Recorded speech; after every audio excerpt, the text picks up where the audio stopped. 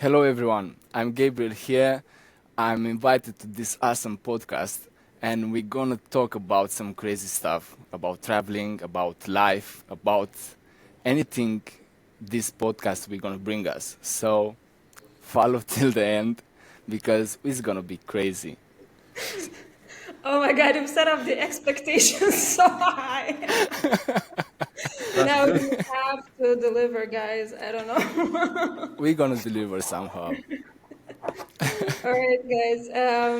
This is Gabriel Asoltanei, right? Right. I'm Romanian, so I should know how to say this. But obviously, it would be funny to say it wrong. So why not? Welcome back to our podcast. We have Elsa tonight. Hello, Elsa. We have Luke. Hello. Hello, Luke. Nice Hello. to see you again. Nice to see everyone again. So before we start, let me just tell you a few words about Gabriel and why we invited him here today. Not just because he's a compatriot of mine and other Romanian people who want to support Romanian artists, but also because he has a really cool story. He's, like many other young Romanian people, he's left his home country at a young age, to pursue better economic prospects. He's lived in 3 other countries, and then he, for whatever reason, decided to come back. He told me that he was pulled back by this very inexplicable, irresistible force, so we want to hear more about that. And Elsa is already intrigued. But to keep the suspense going, before we go into that, Luke has a game for us. Luke, you wanna ask us some questions to test our knowledge about the world, if I remember correctly. So please tell us the rules.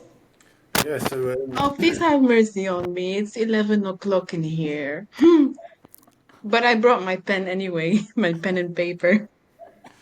So Luke, I hope you didn't pick the hardest questions in the world. I hope it's. Oh, well, this is a new segment that we would like to bring into this podcast to test it out, see if it works.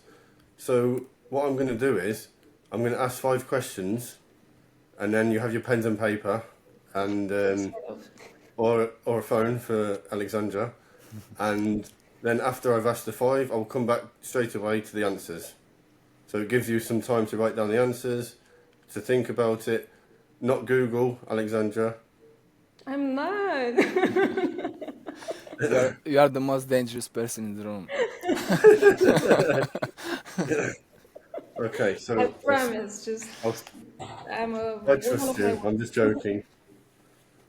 I'll just start with the questions. So, the first question: in what country would you find the world's largest pyramid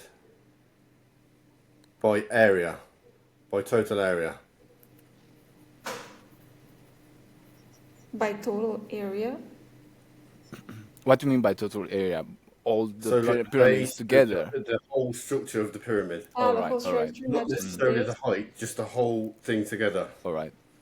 Oh, that clarifies it. That I know the answer. That was the clue that helped me. Okay. So, question number 2: which country has the largest oil reserves in the world? Oh.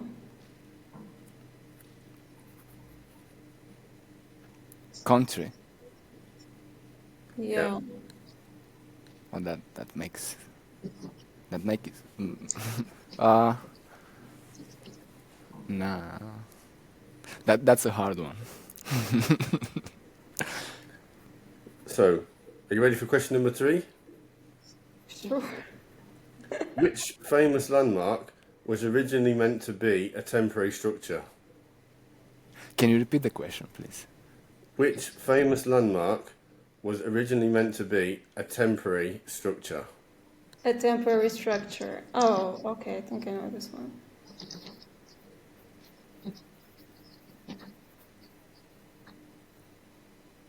Next Look, question. you're very serious. Next question. Which city in the world has the most bridges? Which city in the world has the most bridges? Uh, city in the world has the most bridges. Is it something we'd expect? Not sure. Not sure. Okay. And the last question: what is the name of the Hindu festival of lights celebrated for 5 days? I Oh, should know that. I should know that. Shame on me. why Because should you know it? I have a part of the family in India. Really? Yeah. Oh, we figured Oh, something wow. new already before we even started. You know what? This is very funny, but I was asking Luke to somehow make it so that the trivia's last question somehow relates back to your story, but we had no idea that your I story didn't, was, Alexandra. The universe. So, yeah. may I have this option? Call a friend. Okay, Luke, so did everyone get a chance to write something down? Yeah, yeah.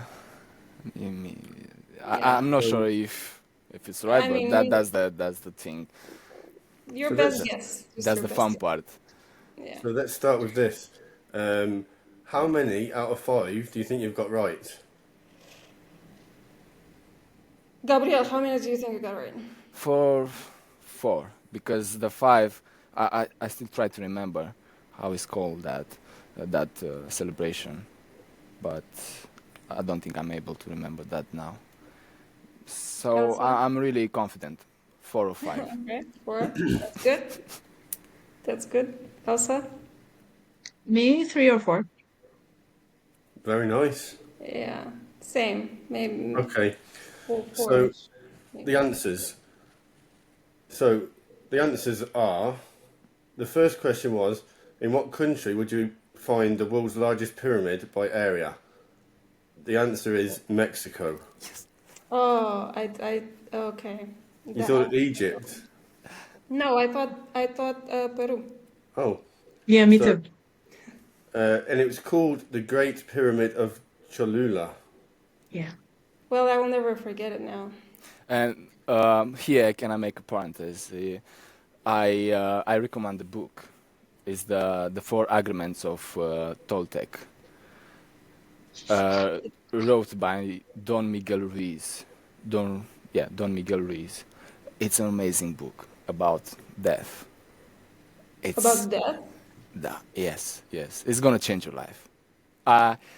After I read it, I start crying. It's amazing. Oh, It's absolutely beautiful. It's Is it beautiful. about South American culture? Yes, Okay. yes. Can you tell me the name of the author again? Like, well, maybe Don we'll. Don Yeah. Miguel Yeah. Ruiz. Okay. Yes, All right. it's I'll so add good. that to my. The Four Agreements. Okay, All right. interesting. Yes. Okay. So the second answer, which country has the largest oil reserves in the world? The answer is Venezuela. I get that right. Nah, Yeah. nah. A lot of people probably thought Saudi Arabia. No, I was between Norway and Venezuela. Norway. Yeah. Yeah, Norway Wow. has big oil reserve. I wrote Okay. Russia. So Venezuela has 300 billion barrels of oil. Gosh, 300 billion. Yeah. Doesn't they're really. good. Yeah. They're good, and I think that way is that economical situation there. Yeah. Now That's we have the answer. So this one should be easy. Which famous landmark was originally meant to be a temporary structure? Eiffel Tower. Yeah, I got that right. It was meant to be dismantled after 20 years. And look at it still standing today. Yeah. Question number 4. Which city has the most bridges in the world? Hamburg. Hamburg? Hamburg. Okay. I said something in I thought it was something in the Netherlands for whatever reason. I In wrote Amsterdam, maybe. Venice. I don't Yeah, I know. thought it was Amsterdam. So Hamburg has 2,500 bridges. Sorry, Gabriel, what Wow. was that? You were gonna say? Venice. Venice. Oh, Venice. yeah. Yeah. No. Yeah, Venice is not. I mean, I don't know that those are taken into account as bridges. That's the Yeah, thing. I was thinking about that now. I thought about it as well, but it's like, are those really bridges? Well, And the fifth answer, what is the name of the Hindu festival of lights celebrated for 5 days? Diwali. Yeah, I got that right. Okay. So I got the yeah. I'm happy with my results. How many did you get? I got 4 out of 5. Oh no, I got 3 out of 5. Yeah, because I didn't get Mexico. I got Peru. So, but it's still Nice. fine. I mean, I was close. I was close enough. Hopefully that's gone good for our new segment. Hopefully that's going to be a regular thing now on each podcast. I mean, yeah, but I hope you're not gonna punish us now for not knowing all of the right answers because you do look a little upset that we didn't know. No, they're not supposed to be easy, of course. So now that we've warmed up a little, let's get back to our guest. And I was gonna ask you about your life story going from the beginning, but you've started with India, so let's start in the middle. no, no, What is that about? well, I just have it's a girl, which is a Oh, part of the family, and she's married with Indian guy, and now we are family all together. And yeah, I should know. So Simona, Samart, if you see that, please forgive me. Next time I will do my homework. Yeah, sorry for that. did you ever travel to India? No, but I want to. Okay, I would love to see it. well, Yeah, then it's fine. I think, since you haven't been there, yeah, you can still yeah, get it yeah. wrong All before. the time, Samart when he's coming here, we have talks like we sharing cultural stories and stuff, and he always intrigued me. So for sure, I want to see India. Of course, I want to see India. It's India.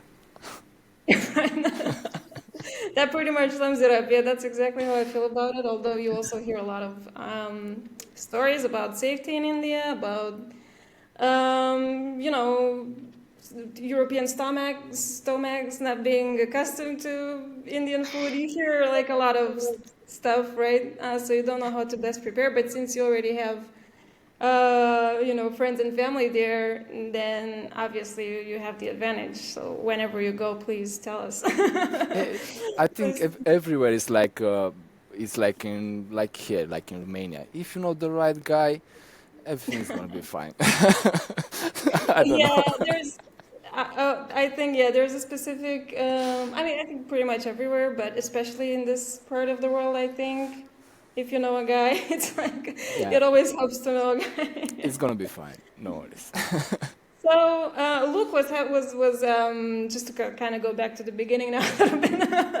Luke was had so many questions about your village in Botoshan, and I didn't know what to tell him. All I knew was that, from what I understand, it's a place where traditions are better preserved, especially in terms of traditions around religious holidays, maybe Christian religious holidays, that is, things like that.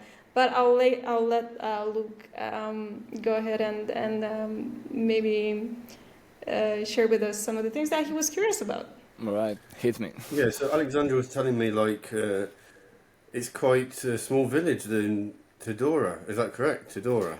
Yeah, actually, the accent it's on U, so it's Tudora in the Okay. pronunciation, but it's fine. Even people in Romanian saying, as you say, Tudora. So no worries. It's not quite small. It's we have like right now the village has 5,000 citizens. It used to be like 10,000 30 years ago. Um, we I don't know if you know the story with communism and stuff when they should have kids and stuff, so people uh, the population was growing, but now we have like one, two kids, maximum three. Um, Y- Yeah, sorry, just to clarify for our viewers in case they're not aware. So during communism, I forget what year, but abortion became illegal because Romania had a demographic issue. mhm. And because abortion became illegal, obviously, there was a demographic boom, right? So this is why there was a certain point, right, when we had an increase, an abrupt increase, I guess, in population. But then, of course, once communism fell and abortion became legal again, then I mean, that's not the only reason why, but there are many others. But after the fall of communism, that trend started to go down. And then, of course, once Romania also joined the EU, people started to leave small towns and villages, right, to pursue, more economic opportunity, basically. So, sorry, just to interject there, just to kind of clarify for our viewers, maybe they're, Yeah, maybe not be up to date with like that specific policy during communism, yeah. Which and led to many tragedies, by the way. That was incredibly yeah, it led to, as you can imagine, illegal abortions performed in unsanitary conditions, women dying and stuff like that. So but that's that's we're another starting topic. so yeah, yeah, yeah. And Yeah, sorry, go ahead. because of the same reason I left my village years ago, a lot of other villages in the country just vanish because people just left and the last old people died, and now there are places in the mountains, for example, where no one is living there. You can go for a walk in the mountains and you're gonna see old houses just like that, That like are ghosts. abandoned. Yes, Oh, and wow. yeah. Um, Finishing So that, can I continue with Tudora? yeah, Yeah. yeah. So let's go back to the Tudora. It was first documentary attested, if I say it right, in the year 1400, somewhere in Oh, the Middle wow. Okay. Ages. Um, and yeah, I don't know the surface of the village. Shame on me. I know, we have the biggest TISA reservation in the Europe, so that's quite impressive for us. We are proud of that. TISA, it's a tree, kind Oh, of okay. pin is looking Okay, okay, okay. I somewhere see. there. I don't know. It's a tree protected by law. Anyway, if it's making sense. If not, it's Yeah, fine. yeah, yeah. No, it's like it's actually kind Tabascus of like and something is the name in Latin. I'm not sure. what's the name in Latin? Tabascus and something. All these Well, Latin words. Uh, I don't, well, my Latin is very yeah, poor anyway. me too. Anyway, the reason why I'm in love with this village is because of the cultural richness. People here are really rich, and I get really mad and upset when I see uh, young people like me, and even a little bit older, like my parents. They throwing away the inheritage, and they bringing new malformation. I can say that because everyone is traveling all over around the world, and they bringing from there, like people travel in the UK and they bring the red brick for the house. They bring it here. Okay, I have no problem with the red bricks. They're looking fine, but they're looking great in London, in UK. Here we have all the architectural style, and it's not matching. But with next to that house, which is in red brick, it came a guy who was in Spain, and he bring a yellow house, and it's looking now like the village is not looking like before, but if you know where to look and where to search for stuff, you're gonna find amazing stuff. And by the way, for that, I want to show you something. Just hold a Sure. second. Okay, sure. He's going to show us, I hope, so, either some traditional object or maybe your art even. What are we going to look at? You're gonna look at something that is 200 years old. Oh Do you my know God. what is this? Is this used for flour to? Yes, yes, Oh, okay. exactly. I don't know the name in English. It's sita. You put the flour and you just sort It's a the sift. It's a Yeah, sift. safety. Yeah, sieve. You can that's right. sieve it. And this one it has like 200 years old. I found it in a rooftop of a house from my neighbor, and that's amazing. You found this kind of stuff, and people here they just came home and they throw it away. They put it on fire. But this is identity. This is man. This is the base. These are the roots. I mean, you crazy to throw away this kind of stuff. So yeah, about this Is I'm in love. is That's is yeah? Sorry, go ahead. that's Tudora. Stop. So after Tudora, where was the next place? And the Did you next move to the UK after the that? next place it was the closest city Oh, here, Bottasoni. Botoshan. Yeah, I try because after I finished the school, I was like, man, I don't want to leave this place. I don't want to leave this country. I want to try to do something in my country. But at that moment, I was young. I didn't have experience. I tried to make a living. The money, it was, man, it was a shame. And after a few months of trying, one friend of mine who was already in UK, he came home for holiday, and we met. And he said, "Man, you don't want to see London?" I was like, "Are you crazy?" "Yes, I want to see London." So just like that, I left because I was pissed off. I cannot make a living here, and I go there as well without experience, few words in English, try to make a living. So I try to do a lot of stuff, a lot of different stuff there. I try. I work as a driver in construction sites everywhere. I did removal. The removal was the best job in London because I met a lot of people, and we used to talk about stuff and things. One guy has an immense collection of statues from Africa. I was like on Discovery Channel. I was, man, you crazy? So what's going on here? Yeah, it was amazing. I spent See, there. yeah. Sorry, go ahead. Yeah, I was just. go on.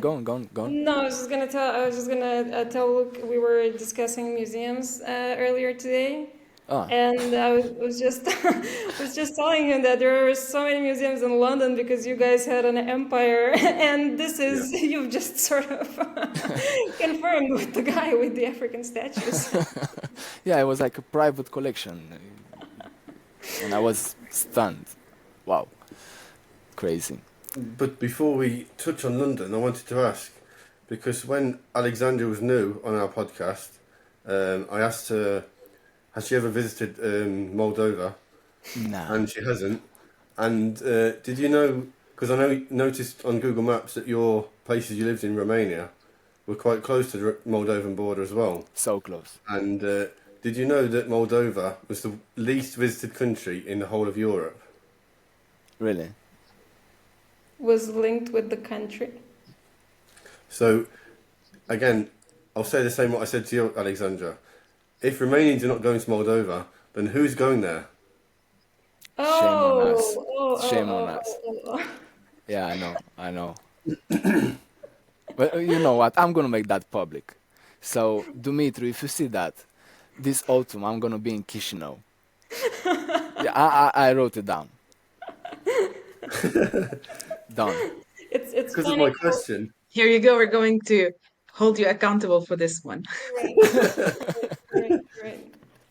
Yeah, and this is funny because both of us live in, or our hometowns are located right on the border, or very close to the border Yeah, with yeah. Moldova. So yeah. I feel bad now. Okay. Let's Okay. go back to the UK now. We were discussing earlier about obviously you're an artist, Gabriel, Yeah. and we were discussing if I was trying to find what is the city with the most museums in Europe, and if you lived there, and then we figured it was London. So you have lived there. Yeah. Yeah. Did you get the Um, chance to visit, or is Not that many. Not that many. I visit the biggest ones. So, and a few galleries.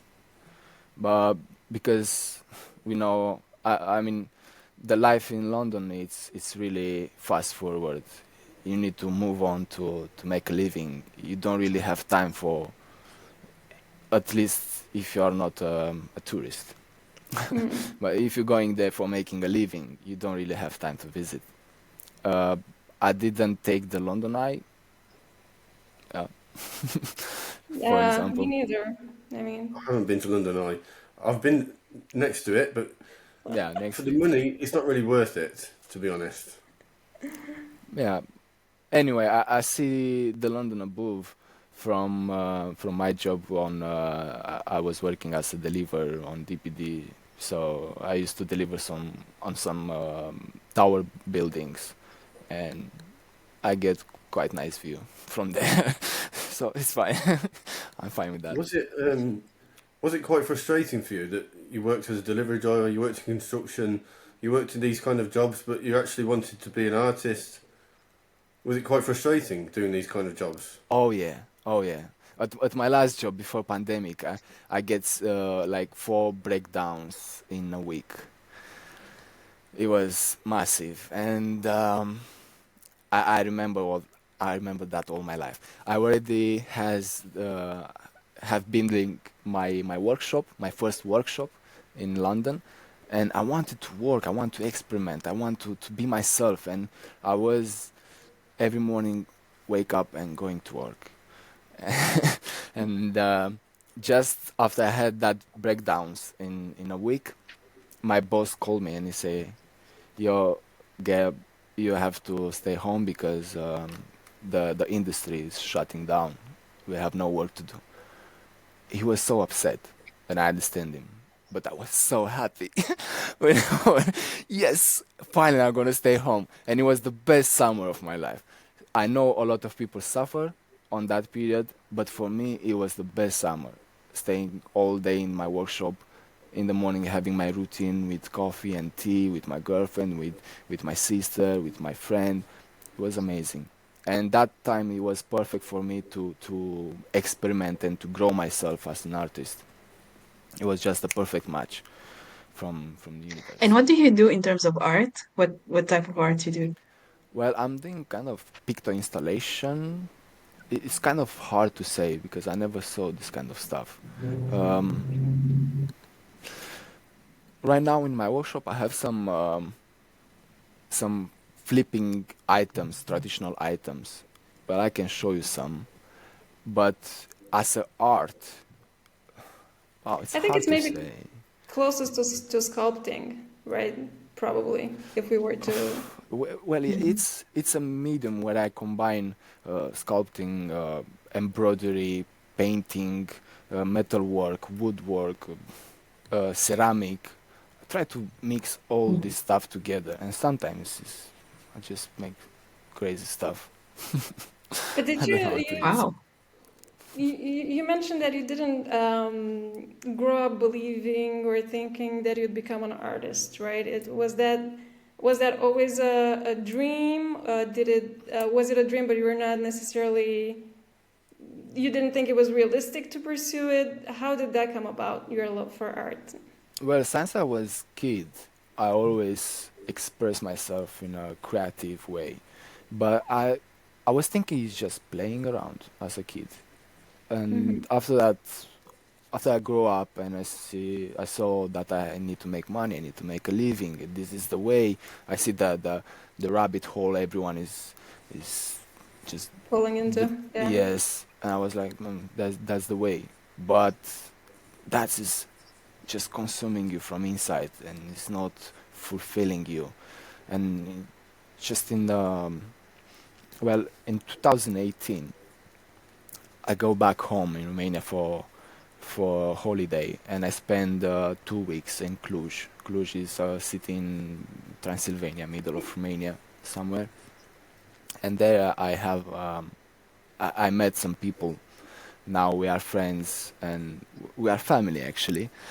And because of them, I, for the first time, I met the real world of art. I have a real contact with art, like theater, music production, performance, and all this stuff. And I was like, wow, that's crazy, man. And these people, they make a living from that. That's their job. And after that 2 weeks, I go back in London, back to work. At that time, I was working for a recycling company, and there I used to find a lot of stuff with potential, and I started to bring it home. Even my uh, the land, how is calling that? The guy who have the house, The uh, landlord? landlord, exact.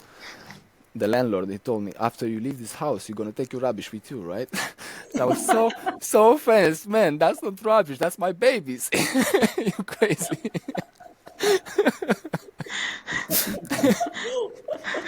So rude. Yeah, Yeah, and ungrateful. yeah. And from that it started. I don't know, a spark. It was a spark from these people, and I was like, yeah, let's try to do something different. And I started to make a lamp. I have it somewhere here. The first lamp. It's a crap, but it's about the time I had when I was building it, and I feel in such a way like I was like 12 years old again, and I was, man, this thing don't have to die again. And at that moment, I didn't think I'm gonna make a living from that. I'm gonna become a big artist or something like that. I just want to live that childhood again. And from that, lamp after lamp, work after work is here. I have a workshop and I'm trying to make a living from that. But stuff happened between London and going back, right? So, Yeah. what prompted you to leave London, and where did you go next? Well, I left London in 2021, just 1 year after pandemic, because I need to pay all my bills from the pandemic. So I need to work again. After I pay everything, I left for Germany. He was there, my brother-in-law, and he called me. He told me, "Yeah, I have a good job. We're making good money here. You don't want to join?" I was like, "That's a good opportunity to save some money." Because my dream at that moment, it was like getting a van, putting all my workshop in behind the van, and going in Europe, traveling and working. And I did it as I say. I go there, I work with Romanian people. I didn't learn that much German. I remember just one sentence. Der Hund ist schön. That that's meaning the dog is beautiful. I All the don't know. sentences. I don't know how gonna get, how it can help me that in going to the supermarket or in the hospital and the Hund ist schön. Guten Tag. Maybe that we all have these talents that we don't know why we have them, but then one day they come in handy. Like, Yeah, yeah. That's exactly what I thought. You never know. exactly. Yeah, and there I spent like 9 months. 9 months working hard. Wow, it was horrible. Saving that money, getting the van, being happy, living Germany, and then from Germany, I land to Marseille, south of France, Côte d'Azur. Wow, it was a game changer. It was so beautiful. I fell in love with that city, but first, it was the first city who really scared me. Oh, okay. Yes, my girlfriend, it was from there, so we met in London, and of course, I go there with her, and a lot of times she like different cultures. You sharing experiences and stories and stuff. And she always told me like Marseille it's a gangster city, bad boy to Marseille, things like that. I was intrigued somehow because I love this hip hop culture, and hip hop culture moreover in the back in the days it was bad boys, yeah. So I was intrigued, and I will remember all my life when I get in the city. She left Germany before me because she need to get employed for being able to get a house, and I spend more time in Germany. She been waiting for me, and when I get in the city, it was like 1 o'clock in the morning. Man, the city was screaming. Just when I get in the city, one scooter is just cut my way, police after him, and I swear it's true story. I get in a roundabout. After 2 cars of police was stopping people in traffic, people driving like crazy on the street. And for the first time in my life, I was asking myself, do I know how to drive? I was blocked. I was shocked. Fast forward, I get home, I park the van, I get inside. The most beautiful experience of that time it was my girlfriend been waiting for me with the Francais sweet, the sweets of France, the Oh, cakes and stuff like that. Holy, they're holy good. moly. Wow, yeah, oh yeah, that's so good. They're good. Yeah. And I was, this place is not that bad. After I taste that, first o'clock in the morning when I go down to check my car and to unload it, the stuff behind the van. I used to have a hook for towing, and that hook used to have a plastic cover for not rusting. So in the morning when I get down, the plastic cover was missing. The plastic cover, sorry, it was missing. Someone stole it, and I was like, "Yeah, welcome to Marseille." It's good. So been doing a lot of research this week on Marseille, and statistically, it is the most crime in the whole of Europe. Number one, Marseille. Really, I thought it was London. Which one? And where's my stats? In the top 10 cities of the most crime, 7 of them is in France. Oh my God. Oh, That I didn't know. And number 2 is Coventry. It's my city, Coventry, where I'm from. Number 2 in the whole of Europe. But Marseille's number 1. So how did you feel firsthand living in Marseille, Gabriel? Yeah, Did I you feel told unsafe there? I told you I was scared. I was scared, but after a short time, I love that city. I don't know. I just fell in love with that city. I think this kind of crimes and stuff is happening everywhere, even in Romania, which is a safe country for the moment. It's happening even here. But if you stay away of that kind of stuff, if you're not going with bad boys, if you don't get involved in drugs and stuff like that, you're gonna be safe. Walking on the street, I don't know. I used to walk alone on the streets of Marseille, even on midnight. No one told me something. It's true sometimes at subway you can see people scanning you to see if they can steal something from you, but that's happening everywhere. Yeah.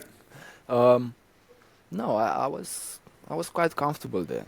I was quite it's, comfortable all the time. I was walking on the street with my headphones, listening to my favorite music and enjoying the view because they have a nice view. It's nice. Marseille is nice.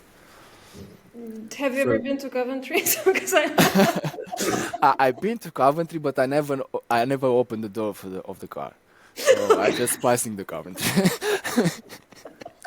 So, from the top 10 cities, um, I've been to 5 of them.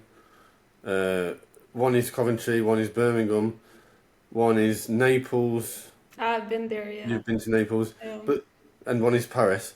But I didn't feel unsafe in any of them, Alexandra. You've been to Naples as well, Yeah. and you've been to Paris, I'm guessing? No, I haven't been to Paris. Okay. Here's the thing with Naples. It's not. I can't really properly answer that question because I did see someone getting robbed in front of me in broad daylight. In Ooh. broad daylight. So, personally, I felt safe, but is it really? Is it? I mean, should I say that I felt safe? I don't know when. I understand what you mean. I'm very conflicted. I don't know what to say. I mean, I've seen some. Here's the thing with Naples. I've seen some very, very nice people.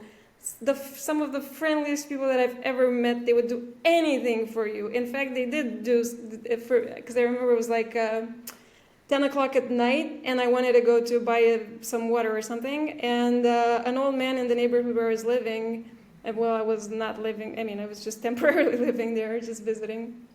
But an old man in the neighborhood said, "No, don't go. It's like, I'll go for you." And he went I don't know, he went like, he was gone for like 10 minutes or something like that. And he bought whatever it was that we wanted because we were two girls. He didn't want to let us go alone at night. So I found some of that, no one has ever done that for me. That's one of the sweetest things anyone can do, right? Like, I had never met that man in my life. He didn't even allow us to, like, pay him back for the money that he spent. But at the same time, I saw someone getting robbed in broad daylight. So I don't know. I'm conflicted. I don't know. But this man was a local. He lived there. He was Italian. Yeah, he was an old Italian guy. He was just a very kind, warm grandpa type person. Yeah. So, and that's the thing I think in all of these dangerous places. I don't know if you guys have experienced the same thing. I mean, not all of the danger. I haven't been to all of the dangerous places, but this is something that I've seen that especially in the southern part of Europe, where people are so warm and so kind and so nice, but they're also, with that kindness and that passion that they use for good. That same passion, because it's still passion, that passion shows up when you're also upset, and angry and you want to start a fight. So I think it's just two sides of the same coin, basically. At least that's my perception. I don't know what you guys think. So we was in Naples like 2 years ago, and the Spanish Quarter was like, it's not beautiful, but it has a lot of character there. Where the Maradona... the Spanish Quarter, yeah. The Maradona, what do you call it? His picture on the wall? The mural, right? The mural, yeah. Yeah. And also the best food ever. The best food we ever ate whilst travelling was in Naples. Definitely. I agree with that. Some of the best food I've ever had. So after the research I've done this week, I had a quite funny story about Marseille. So I was watching a YouTube video about a guy travelling in Marseille. He was trying to dispel some myths about Marseille, that it was not unsafe and things like this. And then he was walking around and he said, "Oh, I'm feeling very safe in Marseille. There's no problems here." And then in his very next video, he was scammed. And then at the end of the second video, he said, "I had a great time in Marseille. It was very safe. I only got scammed once."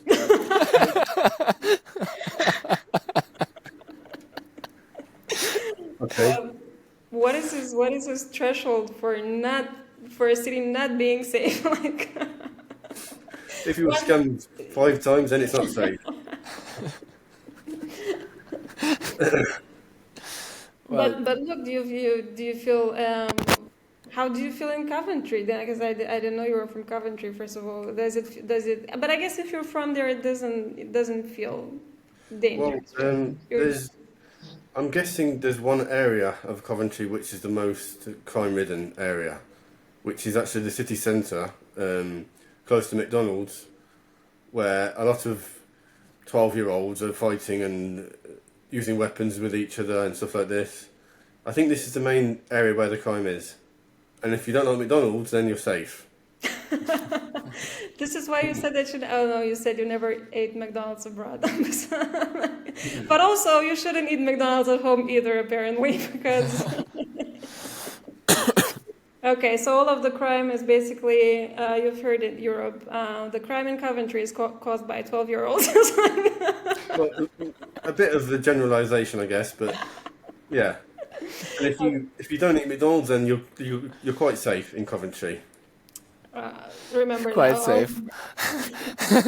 All right. Okay, so let's go back to Marseille. What was you said you're not, so I guess you didn't have any bad experiences in terms of getting No, scammed or not at all. But I believe that I have a really nice and good angel. Yeah. okay. So because the father of my ex-girlfriend, once we met in our apartment, and after we had the dinner and stuff, we started to talk. He asked me, "So how do you found Marseille?" And I was like, "I'm in love with that city, with this city." And he was shocked. He was like, "What? You are in love with this city? Yeah, but you know Marseille is bad. There's a lot of stuff happening here. Yeah, yeah, but didn't happen to me, so it's nice." Well, it's a, and one more thing about Marseille, it's smelling like shit on the street. I mean, people literally shitting on the street, pooping everywhere, and it's it's a sentence in Marseille. You know, don't look at the sky because otherwise you're gonna step on it. So it's literally like that. It's literally like that. I wonder if there's any statistics about that in Europe happening, because I'll tell you this, in Madrid, I had to like walk like this not to step in shit. Really, Madrid is the Wow. same. Well, I visited this city, Madrid. I You said you spent didn't there like like Spain. I didn't Sorry. like it. Yeah, a lot of people. I know a lot of people like Spain. They're in love with Spain. I didn't like it. I'm a bushman crafting in the woods. I like the north side. The north side, yeah, is beautiful because they have greenery, they have trees, they have plants, the grass everywhere.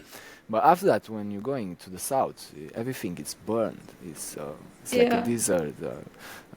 I know Elsa is on this kind of environment right now. I don't think I will be able to adapt myself. Do you have? How is the Emirates where you are or And where I you told are you right now? you were in the UAE. It's kind of Well, the. I'm really curious. How is the landscape there? it's actually it's very, very well developed. It depends on where you go, but basically the entire country is very well regulated. There is no clumsy driving, for example. There is very, very little crime rates, like basically near zero. I was telling this anecdote once to to the guys when we were at that mall, my sister and I, and then we went.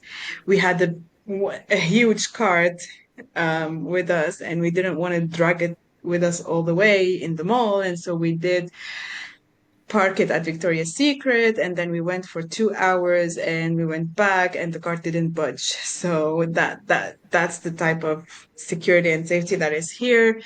In Dubai, you have like massive towers.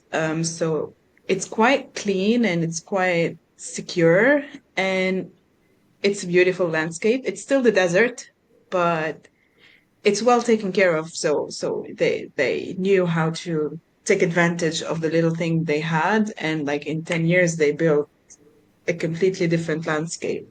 So it's very interesting to come here and see what human vision can do. For me, it's still a desert. I'm from Lebanon, so I'm like more of a mountainous, very nature-oriented person. So I mean, I can see and feel the difference.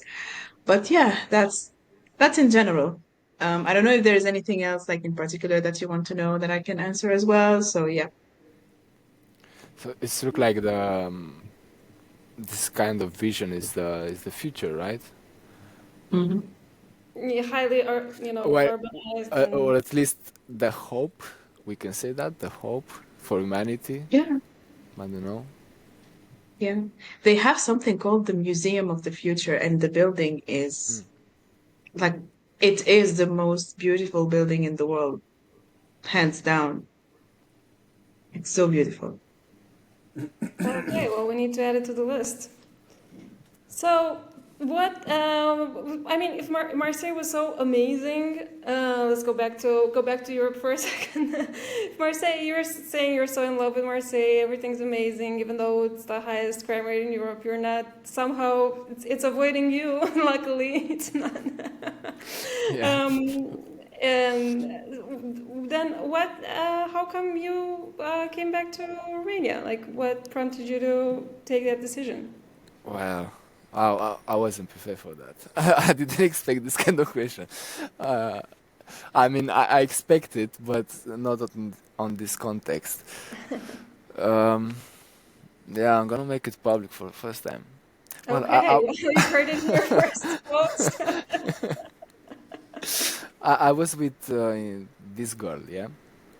So at some point we broke up, and I don't know, in in my head that was a sign. I was like, yeah, this is the sign I have to go back home because, as I say in the beginning, I never want to leave from to go away,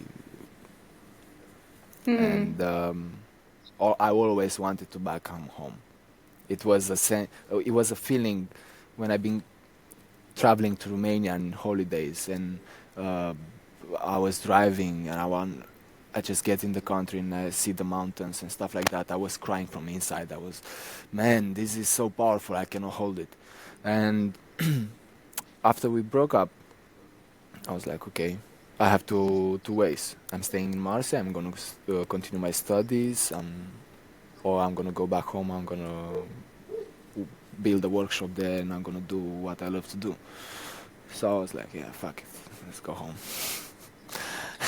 And I don't regret that because I have like 3 years since I'm back home. I have a wife now, I have a kid, I have a workshop. Oh Life is wow, okay. nice. Living in the countryside, quiet here. It's really beautiful, and I think I done the right choice. Yeah, and So founding stuff like that, 200 old years, 200 old years old. Yeah, I get excited when I see this kind of stuff. Yeah, sorry I have a for that. sorry, I have a question about art. So you said from when you were young that when you lived in Romania, you felt like it was in your heart to do this kind of thing, to do art. But when you lived in Berlin, um, Berlin has the largest open air gallery in the world, the East Side Gallery, the Yeah. former part of the Berlin Wall. So was this kind of you felt different in Berlin compared to other places you've lived before when thinking about art? Yes, yes, surely it was. Because you see art everywhere where you're going in Berlin. Everywhere. In any wall, you're gonna see a graffiti, you're gonna see a murals, everything. Everything, everywhere, wherever you go, it's art. It's electronic music, loud, people open-minded on the streets, chatting with each other.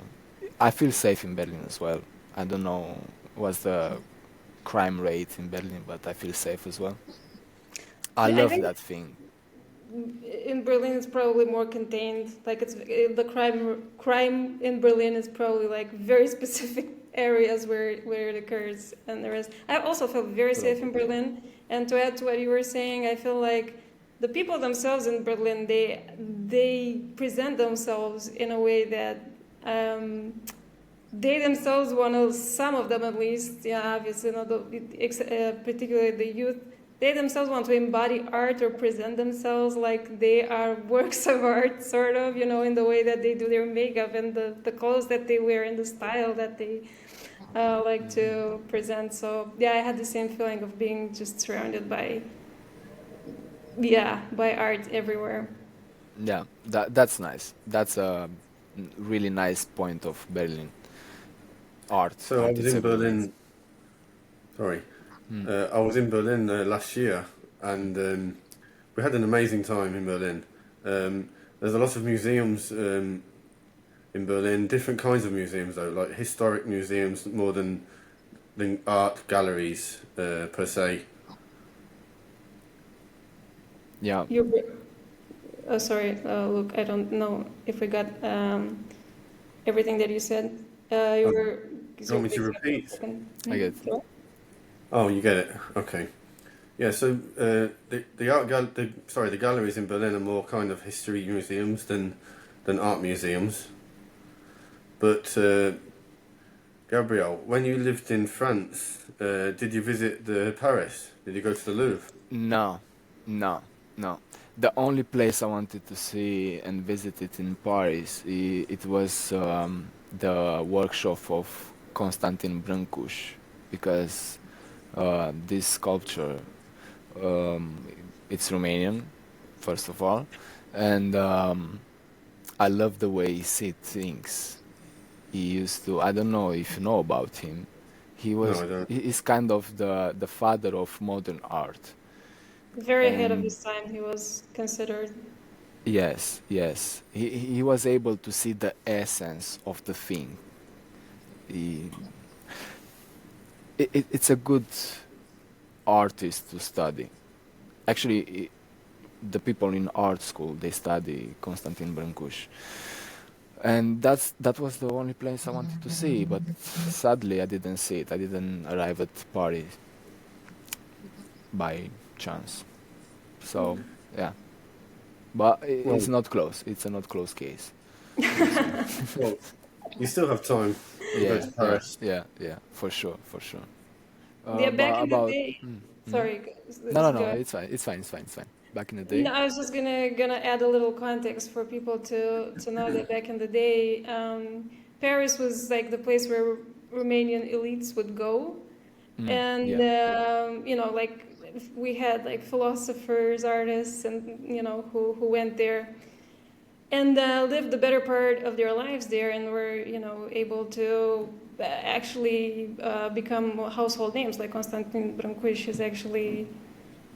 I assume, like in the world of art, at least, he's super well known, and he was, and he still is, like a very avant-garde for his time. He was like the kind of art that he was making at that time was like people were puzzled by it. It's like, is this really art? It was that it's like people were seeing abstract art for the first time, and they were not sure whether to consider it art or not. So he was at that point in the history of art, if right? He even have a big issue to the airport when he goes for an exhibition in United States. The the people from the border stopped him and didn't let him go because they believe his sculptures, they were bombs, and they think you have a bump, man, a bump, you cannot go. But he tried to explain this is art, this is stone, it's stone. Can you see it's stone? No, it's TNT and stuff like that. I mean, he was really avant-garde, yeah, for his time. And yeah, that's it with Constantin Brâncuș. Anything else?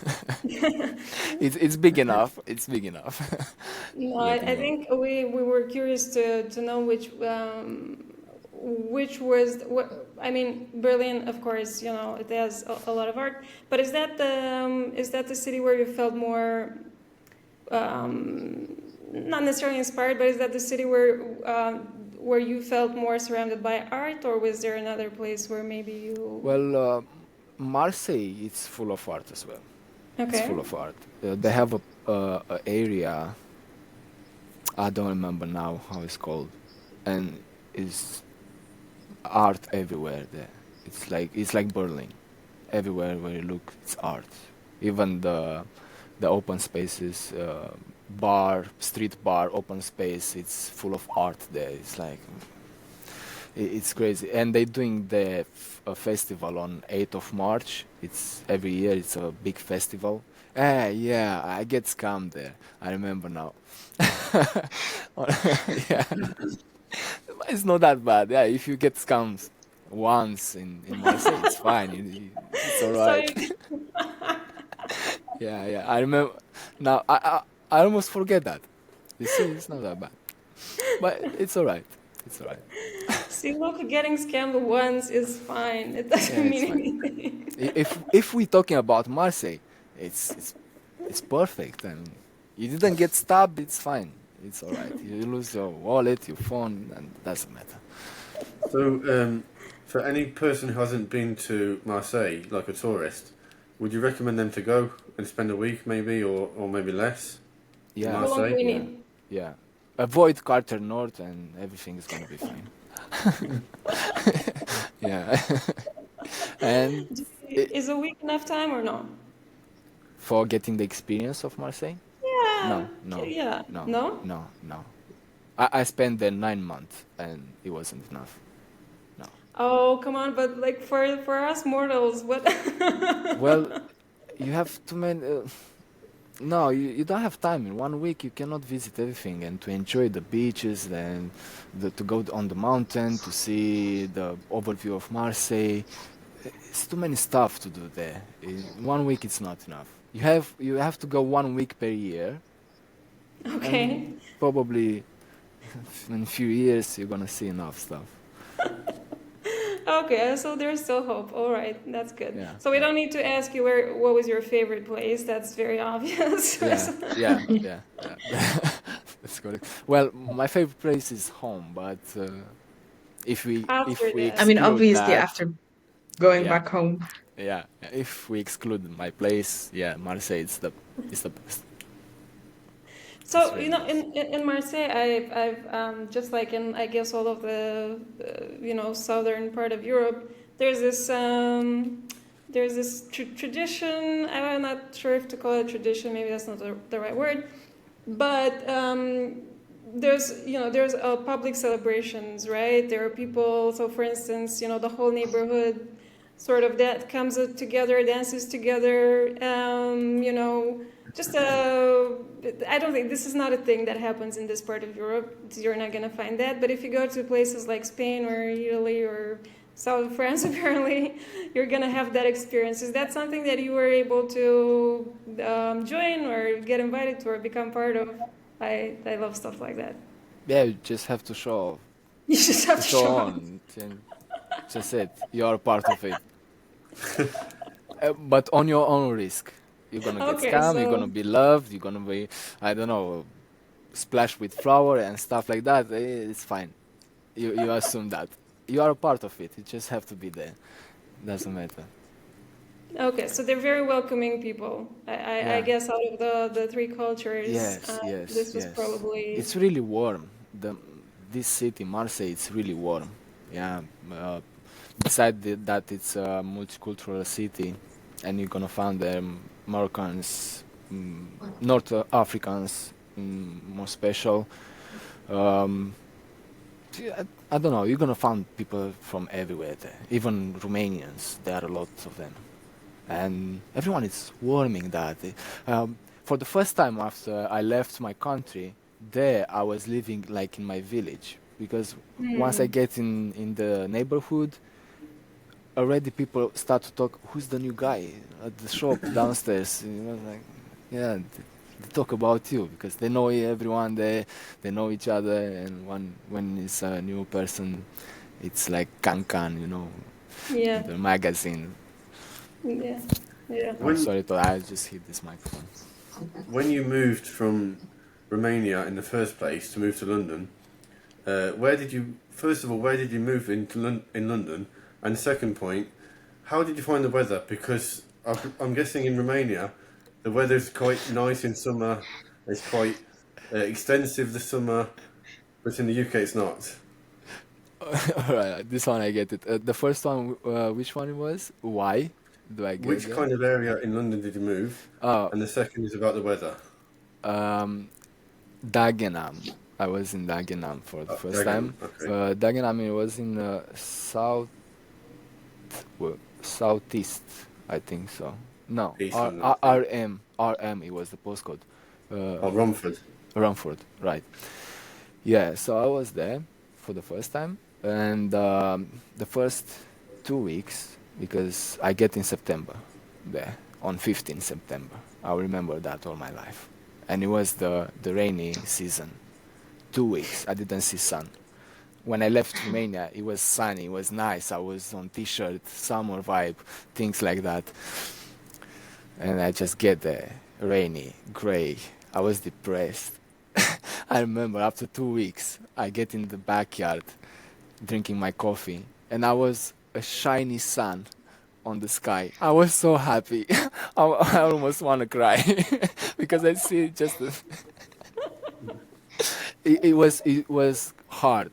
It was hard for me, but I get used to it, and at some point I didn't feel it. It But was Yeah, good. Germany was no different, right? I mean, Germany doesn't isn't much sunnier mm-mm. either. No, no, it's kind of the same. Yeah, I Germany, think the UK has the Paris. worst weather in the world, Which to one? be honest. The UK. We have maximum No, 1 week summer I think per year. Ireland. Ireland is worst. I think so. Have you guys Well, seen? Sorry, just about this, that this is the worst place in the world. Have you guys seen those people who live in like I forget that, but it's the coldest city in the world. And those people, like, they don't even have plumbing because it gets so cold that the pipes would freeze, and let Alaska. alone the Where is dark. that? What? It's in Alaska. Where is that? No, I think it's in I think it's in somewhere in the northern part of Russia. It's called like some starts with the letter. Siberia. Siberia. Yeah, I mean it's in that area probably, but it called I forget. Minsk. Minsk No, Minsk or is in something. No, Belarus. that's in Belarus. Belarus. Yeah. Oh, sorry. No, it's Vorkutsia or something like that. I'm probably mispronouncing it. I'll find the link. I'll share it with you. They But make anyway, fire like under the car for being able to start the car. They make a fire under the car. Yeah. no, well, Very. you know what they do? They never start. They never stop the car. Yeah. They What? actually leave the car running in the parking lot because if they stop the car, if they stop the engine, then they're not going to be able to restart it until spring. So that's the worst weather in the world. Okay, don't be don't be ungrateful. Alsa. So, Yes. talking about weather, how is the weather in UAE? Does it ever get cold in UAE? It can get cold. Now, by cold, I mean, for example, like something okay that is long sleeve with a small jacket, but it doesn't get super, super cold. Sometimes, contrary to Saudi Arabia, sometimes we had to wear big duduns over there. It could get very, very, very cold. But here now it's starting to get warm. Like we can feel it, and sometimes you have some differences in temperature. So yeah, do not underestimate the cold of a desert, but still, like it's still something that for us it's going to be like, we've seen even worse. So so yeah, that's in the winter. That's in the winter time. That's the winter here, defined. But then you have summer, which is very, very, very hot. You should How add hot does some it two get? varies to that because I don't think they grasp the concept of how hot it gets. It can get hot. We're talking 50, 55 Celsius. This is not for me. Fit this Wow. temperature. Wow. Oh, and by the way, Yeah. sorry. Just wanted Yeah. to again add context for Europeans when she says it gets very cold, 5 degrees. That's when they wear the the winter clothes. 5 degrees, okay. So, keeping on the weather theme, so we was in Brazil in January, and the area we was in Fortaleza, in the north of Brazil, the coldest it gets in winter is 22 degrees. So yeah, it's basically summer all the time, all year In winter, in Wow. winter. because Brazil is this in the southern hemisphere, so the seasons change. Yeah, but still, in their winter, the coldest is 22. and their winter in I want July. to be there. Yeah.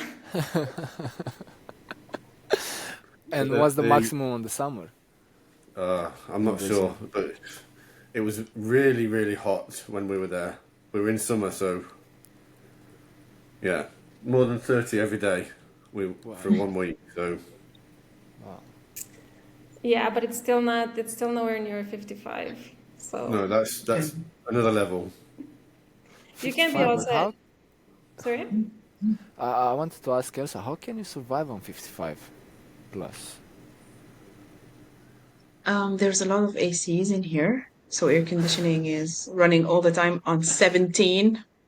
So actually, we have to wear jackets. Wow. Sometimes it gets so cold. But Um, the and the body, temperature outside is insane. So yeah. and you don't have issues like health issues if you're going from 17 degrees to 55 like straight away. If you want to go outside, if you want to get a bread or something, I don't know. You just don't go outside. I mean, you don't go outside in that part of the world without a car. That's not a concept that people. You don't go out for a walk. That's not a thing. Yeah, no, it doesn't. It doesn't But really happen a lot. So people go immediately into the cars and But I they have a do their question. thing. Sorry, I have a question. When it's like 50 or 55 degrees, is there like a government warning, like to not go outside? It's too hot, and on the news and things like this. People are used to this in here, and it's like most of the time like that. So, but and people do have temperature like like it's not signs for temperatures, but they have, for example, the weather on their phones, etc., etc. So they already are aware of what's happening, and they got used to it at the end. Now, the last year, the temperatures dropped very well, so we didn't see this massive increase in temperature. That said, it's still hot, so yeah, that's how Well, it goes over there. yeah. I mean, you have to imagine. Look, that's not. It's not unusual. It's not. It's not newsworthy. That's It's just. What Yeah, would they announce on the news? Hey, people, it's summer. No, but I yeah. mean, like for safety reasons, they should like give. Tomorrow it's going to be 50 or 55. It's recommended to stay at home, and stuff like this. I yeah, mean, I think when you are used with that kind of weather, even here in Romania, when the weather is changing a little bit and is going a little bit higher or a little bit lower, on the news they're doing like kind of codes on red, orange, and stuff like that, on based on the intensity. But people before they didn't have that, and they know well it's summer at this time of the day. We're going to sleep on the shadow of the tree. Yeah, yeah. After that, at 4 o'clock, we're going back to work. I mean, and it's normal. But now, I think I don't want to say that. Okay, we can go forward. I'm gonna go crazy on mass media and stuff like that. No, no, no. That's a great point, actually. So, when it is that hot in UAE, Elsa, is it in culture there to have a nap in the afternoon? Yes, sometimes, not all the time. The UAE has been like modernized so much that it resembles now the way they work. It resembles Europe and the US. So not all the time they have this. They used to have that break, but not anymore. So they have now full days of work, and so you stay in office for all that time, and then you come back home at night. So it doesn't really change much. well, I think all of the peoples that are around that that line, I guess, that part of the world, southern part of Europe, northern part and of Africa, and the Middle East, and everyone who experiences those extreme temperatures in summer, they tend to have a culture of siesta, or used to Mhm. at a point in history. Is that still a thing in southern France or no? And did you see Marseille. that going on in Marseille? Um, mm, I'm gonna say that now. Maybe I'm gonna upset some people there. They're kind of on siesta all the time. I mean, they, it's hot outside. Well, we're not going to work today. We're gonna stay home. A lot of people are living their own benefits and stuff like that. I mean, people are. I don't want to say they're lazy, because everyone is living his life as he want. But I don't know. But there's a It's more in Spain this siesta. It's respected than Mm. Marseille. Yeah, I think all of the southern parts of Europe are more relaxed when it comes to work. Let's just Yeah, let's just yeah, say that. Meaning, like, not in the way that they're lazy. It's just they're not necessarily super stressed about it. They don't experience yes, work as this exactly. thing that's pressing and stressful, I think. Exactly. This was there This is what I coming. want to say. Thank you for clarifying me, because I don't want to sound like that's why. No, but I mean, we're used to not we're not used to that. We're not used to like, culturally in Romania, work is pretty synonymous with stress for a lot of people, for Mm, most people probably, right? So mm, it's like takes precedence in their lives, right, before anything else. Like, it's the most important thing, and so you sort of organize your life around it. Whereas probably, the fair thing to say is that in the southern parts of Europe, they don't really their lives just don't revolve around work. Like, we do that and we think it's normal. Maybe it's not normal. Maybe it's not normal for your whole life to revolve around that. For them, it's more like, no, this is my life. Like, work is a part of it, but my life takes precedence. Like, this, my life is what I do, right? It's like work is part of that. For us, it's more like work is what we do, and everything else is whenever we have time for it, maybe we do. So it's just a matter of perception. But now that yeah. you're back in Romania, you don't really. I assume that you're doing what you love. Work is no longer stressful. I hope, right? No, because it's a joy now. The work is a joy, and I cannot get stressed out because of that. Well, sometimes I get stressed out when I have to pay my bill and I didn't sell that much. At that point, I get a little bit stressed out. But the hours of working in the workshop, it's nice. And I'm on my world with my music, with my elements here. Um, what could be better than that? It's fine. So, as a sort of, before we end, what would you, as I guess, a piece of advice for our listeners? I assume there are many young people who, will need to decide what to do in life, as a career, or maybe some people are adults and they already have a job that they're not particularly fond of. So you're someone who managed to escape that and just discover what it is that brings you joy and find a way to turn that into a career. So, for anyone who's listening, who's maybe trying to find that, what piece of advice would you offer them in terms of how can you discover the thing that you love most? Well, first of all, I think you have to believe in chance. Every person in this world have a chance to live as he should live. Yeah, we don't have to follow a pattern or something like that. To discover it, I will say what it works in my recipe. If when you don't know, even if it's in front of you and you are not able to see it, you just have to move on, to change location, to meet new people, to try new stuff, to pursue that, to chase the the real you. And how you gonna do that? Because you don't know. You just have to try new stuff, and just trying like that, experience after experience, places after places, people after people. Perhaps in one day It's gonna be a click in your head, and you're gonna know what to do. And once you know it, because you know it, no one is gonna come to you and gonna say, "Yeah, man, this is gonna what you have to do in this life because you are so good at that." No, no, no. You're gonna see it inside of yourself. It's just like a fire. It's gonna burning and burning, and for sure you're gonna know it.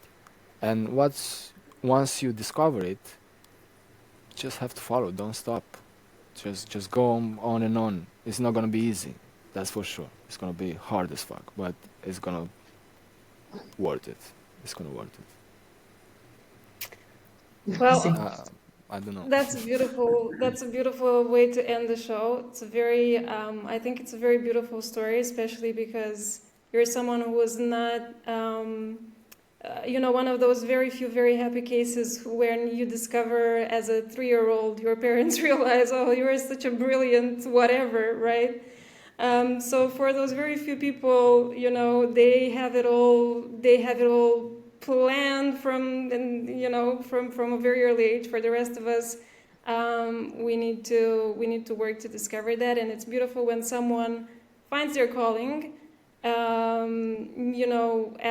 As an adult or as an adolescent, and when they have the courage to just go out there and get out of your head, just stop thinking about what am I going to do, just go out into the world and start doing things. And as you do more things and meet more people, it's going to come. So on For that sure. message, For sure. let's say goodbye to our audience. It's been a Can great I pleasure add having you something today. more? Oh, Can sure. I can I add something more? And I think Of it's course. really really really important. Um, Once you find out about yourself, never, but never compare yourself to others, because now we are so exposed to all kind of content on media. Yeah, everywhere where you look around, you're gonna see. Perhaps you're gonna see people who are already doing what you're doing or what you want to do, but mm, perhaps you're gonna find a different way to do it, and that's you. You have to look inside of yourself to discover the real you, the true you, and then you're gonna do it on your way. And it's really important to not compare yourself with others, even if you're gonna see like huge numbers on following and subscribing and views and stuff like that. Just do it. Just do it as you wanna do.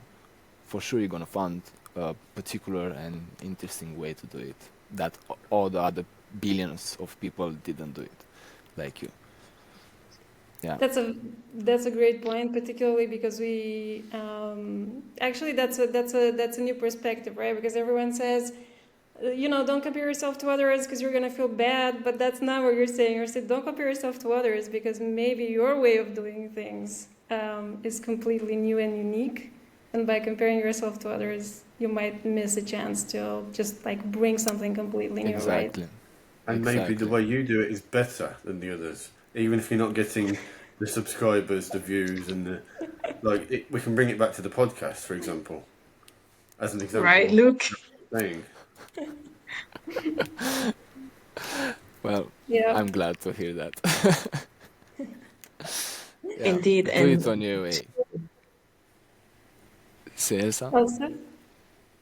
yeah, to second what you were saying, Gabriel, because I've been through the same journey, and I also do help people with that when there is a change that must happen, and a lot of times it carries a lot of fear because like we are so programmed into being something and into being someone and expected to keep on that path, right? When we have a totally different life and a totally different way of thinking, and we know that we don't fit in, and this is where it's very very important to look inside, because we do, as you said, we do carry those responses. We do have everything that we need. Every human being is enough, creative, and whole, and so they have everything in themselves to share with the world, and that's what's the most important. And when you were talking about looking at social media and all those subscribers and all those followers,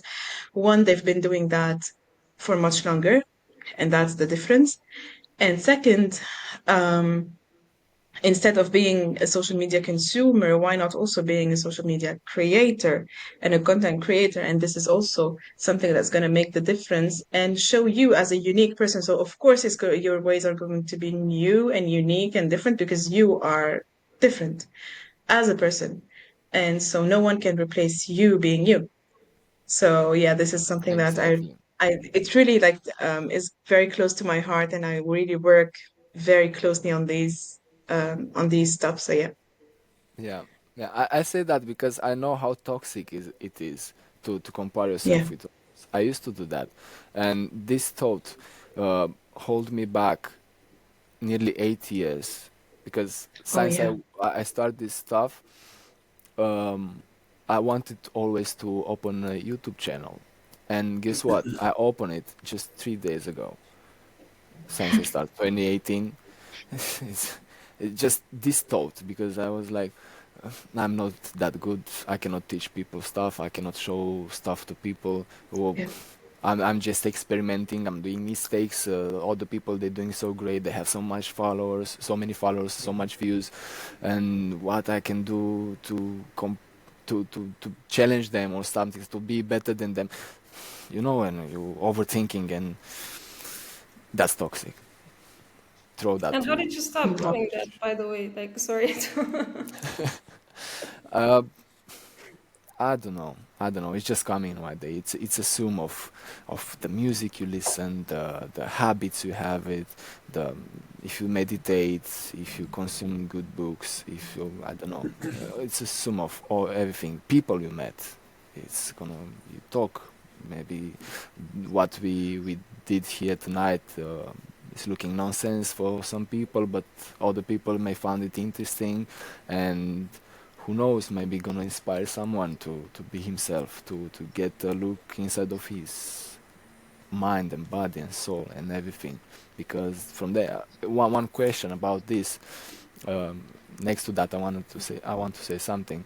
I was working on my gate from the yard here in my house, and one friend of mine, he came and he see it and he was like, he was stunned. He was like, wow, from where you get these ideas, man? He asked me.